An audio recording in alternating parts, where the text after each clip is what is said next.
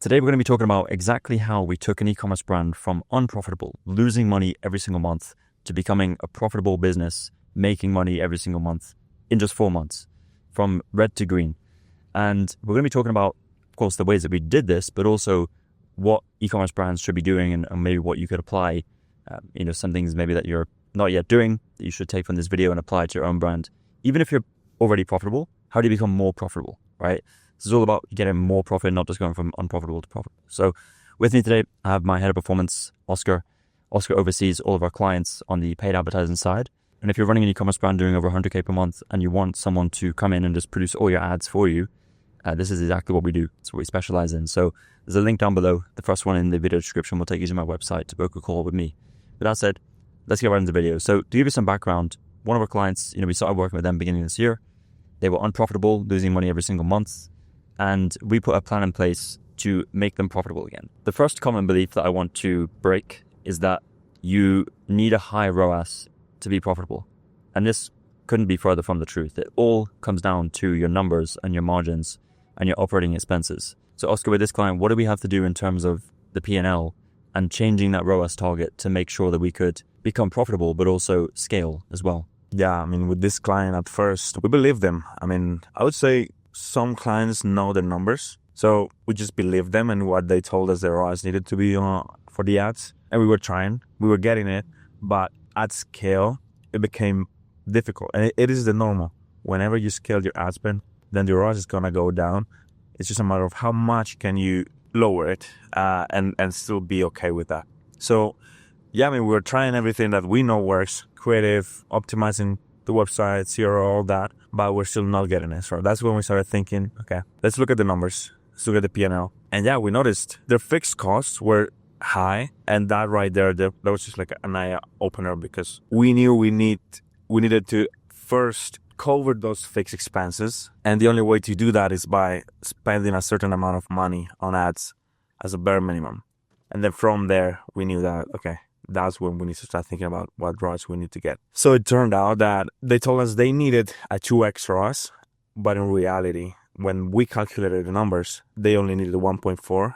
As long as they had a 1.4 at scale, they would still be making money. So with say something like $30,000 in ad spend in a month at 2x ROAS, they were not even making money. But at 1.4 and $80,000 in spend, they started making money. So that's the importance of knowing your numbers and knowing that you need to cover your fixed expenses first, and then your ROAS can lower. So just as Oscar said, you need to know your numbers and need to look at the P&L and need to do these scenarios. Like, we ran multiple scenarios for this brand. We're not the finance team, but we did it anyway because we knew this had to be done. We had to, x-ray the P&L and optimize every single area of it possible.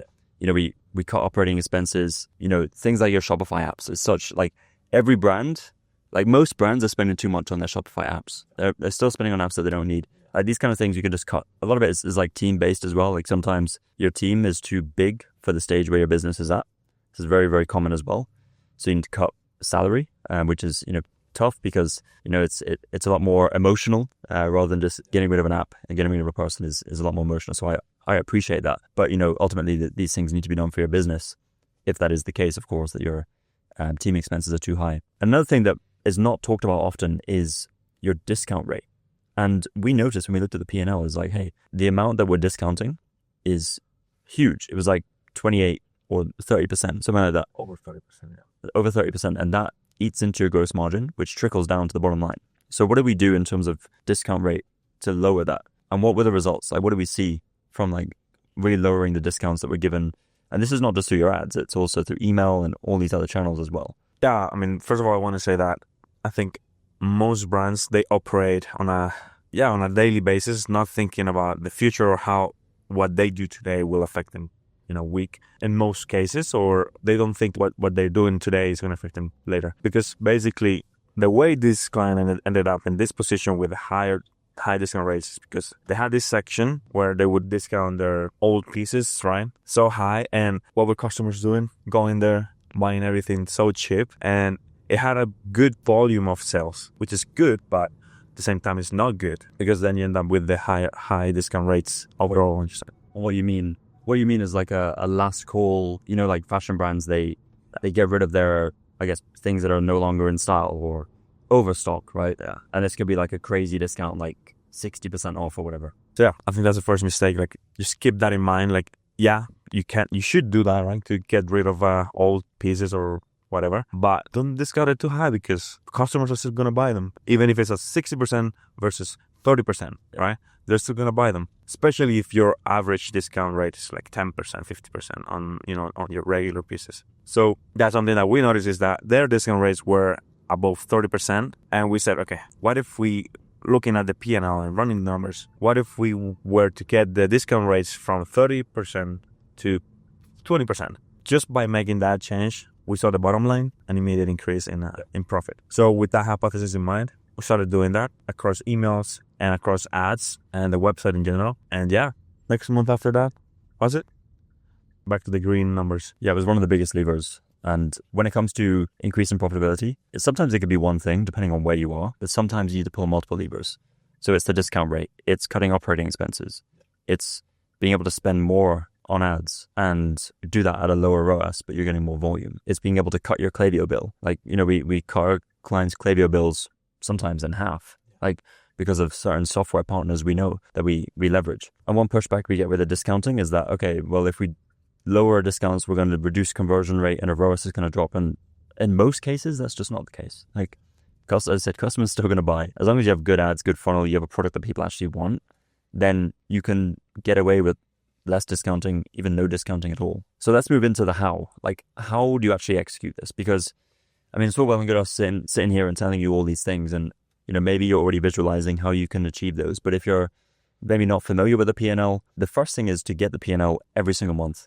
And honestly, I would just hire like a fractional accountant, CFO. For e-commerce, there's tons out there. And we have a lot of clients that use people like this. Happy to, you know, refer you on if you're looking for one. Just comment down below. But what this person will do is they won't only do the P&L for you, they will also be able to provide suggestions as to how much you should spend and the ROAS. However, and this is the case with pretty much all finance people, is make sure like you're applying your marketing mindset and you're pushing back. The reason why I say push back is because sometimes finance people are very, very conservative because they always want to play safe, because that's their job. Their job is to like make sure the business doesn't run out of money. And you want to play devil's advocate a bit. And we do this with the finance people that we work with, because we say, okay, but what if we spend more at a lower ROAS? And if the finance person is telling you like, oh, our ROAS is going down, it's not good, it's like, well, hang on, let's look at the bottom line, right? I don't care about the ROAS and the spend if we're profitable,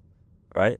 We want to draw correlations, of course, because we want to be able to continue to do that. But push back and make sure you align with your finance person. Like, look, profit is the number one metric for us. And if we need to spend 120K at a 1.3x ROAS to be profitable, then I'd rather us do that than spend 50K at a 2.5x ROAS and break even. So lastly, just touching on the forecasting side, because a lot of brand owners are scared about, let's just say, spending a lot more money at a lower ROAS because they think that they're going to end the month with a heavy loss. And I appreciate that.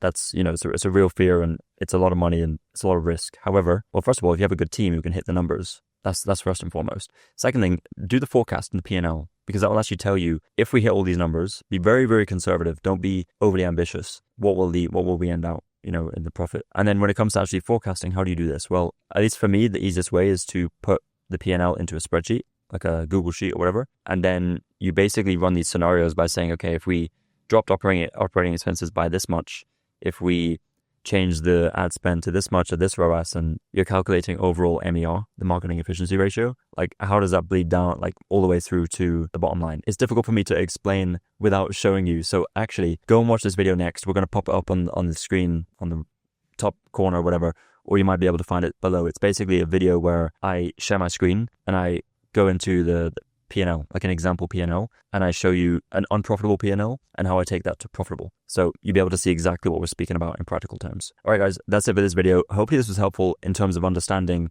that becoming profitable or more profitable as an e-commerce brand is not always about improving your ROAS. A lot of the times it's about optimizing your expenses and understanding your discount rate, understanding what volume of spend you need to hit at what ROAS, and playing with all these variables to find the formula that's going to work for your brand. That's it for this one. If you are looking for a partner to just produce a bunch of winning ads for you for Facebook, because as you know, as a brand owner, if you want to scale on Facebook ads, you need a consistent flow of winning ads that you can scale. Without that, it's hard to build momentum. It's hard to scale ad spend month over month. So if that's what you're looking for, it's exactly what we do. And you can find a link in the video description. The first one is onto our website. You can book a call directly with me and we can talk about potentially working together. All right. See you in the next one.